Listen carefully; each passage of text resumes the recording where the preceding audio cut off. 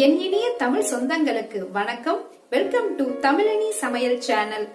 இன்னைக்கு நம்ம என்ன சமைக்க போறோம் அப்படின்னு பாத்தீங்கன்னா, தமிழ் நண்பர்களுக்கு வணக்கம். நான் உங்கள் சுமதி ரவிச்சந்திரன். இனிய மாலை வேளையில எல்லாத்துக்கும் ஏதாவது ஒரு ஸ்வீட் ரெசிபி சாப்பிட்றனா ரொம்ப இஷ்டம். அதுல பாத்தீங்கன்னா பச்சரிசி மாவை பயன்படுத்தி நாட்டு சர்க்கரையில ரொம்ப டேஸ்டியான முறை பணியாரம் ரெசிபி செஞ்சா எப்படி இருக்குங்க? அந்த பணியாரத்தை என்னுடைய தங்கை புனிதா உங்களுக்காக ரொம்ப சிம்பிளா செஞ்சு காட்டுறாங்க. தமிழனி சமையல் சேனலை முதல் முறையா பாக்குறீங்கன்னா வீடியோ முழுவதையும் பார்த்துட்டு அதுக்கப்புறம் சப்ஸ்கிரைப் பண்ணி பெல் ஐக்கானை பிரஸ் பண்ணி லைக் பண்ணி கமெண்ட்டையும் போஸ்ட் பண்ணுங்க. உங்களுடைய அன்பும் ஆதரவும் எங்களுக்கு எப்பொழுதும் வேண்டும். இந்த ஸ்வீட் ரெசிபியை எப்படி செய்யறதுங்கிறத வரக்கூடிய பகுதியில பார்க்கலாங்க.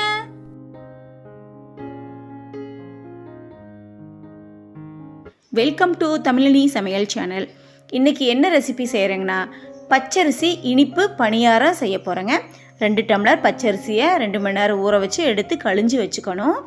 1.5 டம்ளர் அளவுக்கு நாட்டு சர்க்கரை இல்லைன்னா வெல்லம் எடுத்துக்கோங்க.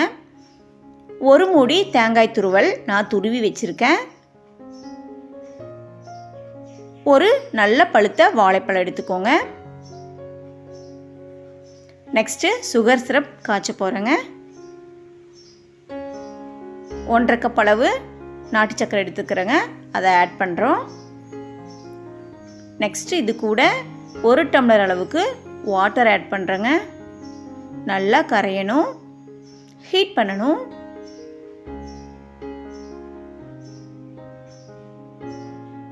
நல்லா கொதிக்கிற அளவு ஹீட் பண்ணால் போதுங்க.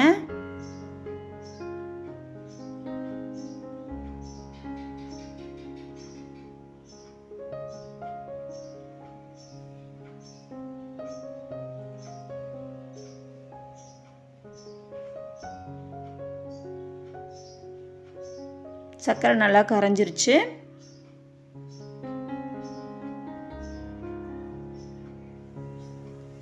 நல்லா ஒரு கொதி வந்துருச்சுங்க. இப்போ நம்ம அடுப்பை ஆஃப் பண்ணிவிட்டு ஃபில்ட்ரு பண்ணிக்கலாங்க. ஏதாவது தூசு இருந்தால் நம்ம ஃபில்டரில் எடுத்துக்கலாம். ஸோ இப்போ சுகர் சிரப் ரெடி ஆயிடுச்சுங்க. ஒரு வாழைப்பழத்தை எடுத்து நம்ம நல்லா கிரைண்ட் பண்ணிக்கணும். இப்போ பச்சரிசியை ஆட் பண்ணுறேங்க.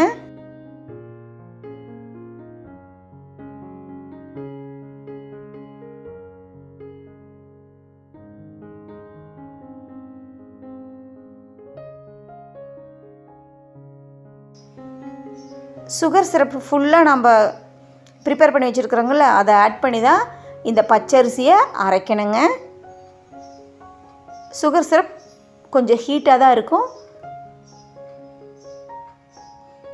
இந்த கன்சிஸ்டன்சிக்கு நாம் அரைச்சிக்கணுங்க. ரொம்ப கெட்டியாகவும் இருக்கக்கூடாது, தண்ணியாகவும் இருக்கக்கூடாது.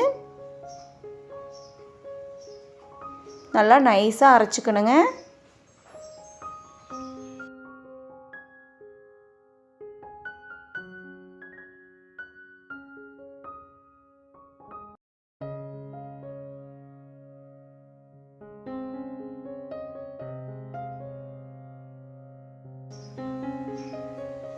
இப்போ நம்ம துருவி வச்சுருக்கிற 1 மூடி தேங்காயை ஆட் பண்ணுறேங்க. இதையும் மிக்ஸி ஜாரில் ஒன்ஸ் கிரைண்ட் பண்ணிக்கணுங்க. இதுதான் கரெக்டான கன்சிஸ்டன்சிங்க. பணியாரம் போடுறதுக்கு கரெக்டாக இருக்குங்க.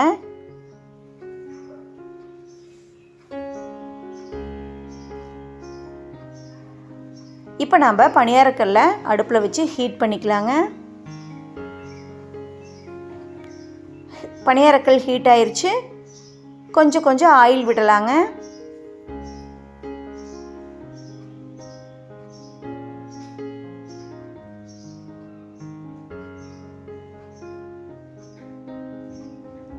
இப்போ நம்ம மாவு எடுத்து பணியார குழியில் ஃபில் பண்ணலாங்க.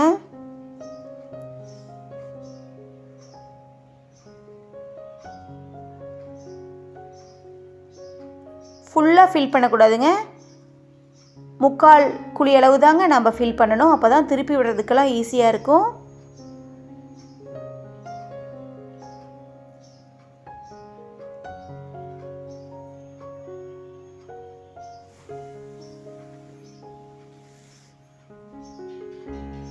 மீடியம் ஃப்ளேமில் வச்சு நல்லா வேக வைக்கணுங்க. சுற்றியும் திருப்பி விட்டு நம்ம எடுக்கணும். இப்போ வெந்துருச்சுங்க.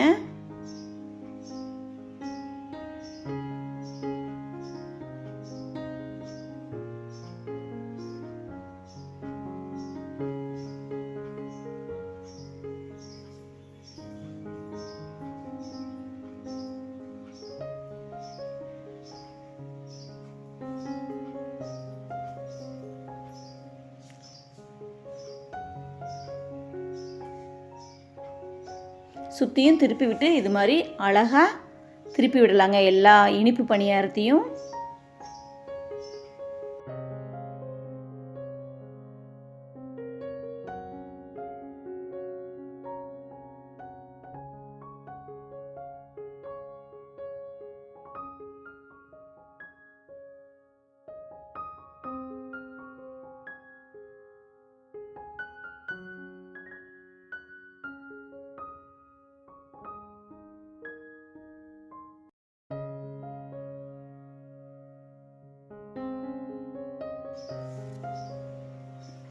உள்பக்கமும் நல்லா வெந்துருங்க.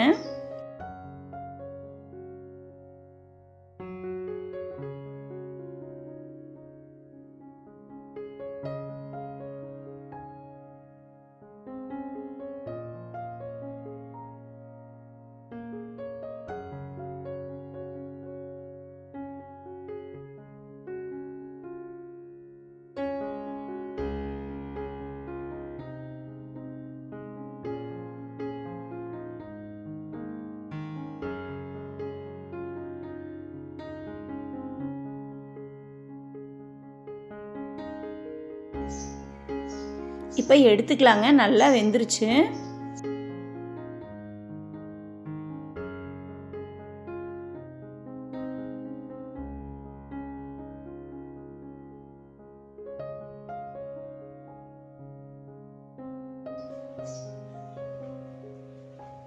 இன்னும் இருக்கிற மாவுலையும் நம்ம பணியாரம் சுட்டு எடுத்துக்கலாங்க.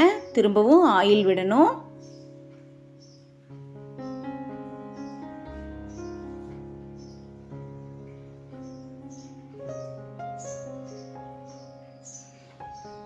இந்த இனிப்பு பணியாரம் 2 டேஸ்க்கு கெடாமல் இருக்குங்க. நம்ம தேங்காய் பூ ஆட் பண்ணிக்கிறதுனால நீங்கள் தேங்காய் பூ போடாமலும் செஞ்சுக்கலாம்.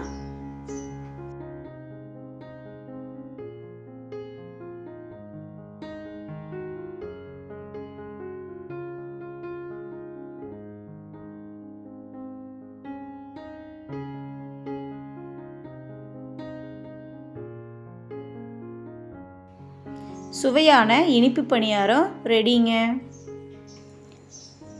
அரிசி மாவு பணியாரம் நல்லா சாஃப்டாக இருக்குதுங்க.